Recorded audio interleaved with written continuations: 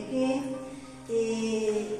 é un día histórico tamén porque o Concello de Santiago consegue por primeira vez a través dunha sentenza judicial que os Franco teñan que devolver os bens incautados, os bens apropiados por espolio, apropiados por incautación indebida.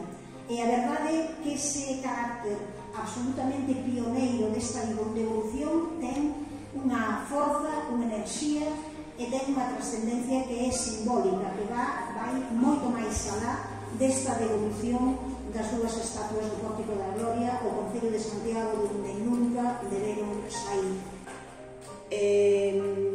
Eu creo que estas esculturas son unha boa mostra diso, ou eran unha boa mostra diso, unha mostra de como a familia Franco continúa patrimonializando os bens públicos, continúa apropiándose do que é de todas e de todos. Dicía antes a alcaldesa, hoxe pola mañá estivemos no Pazo de Meirás, outro moi bo exemplo.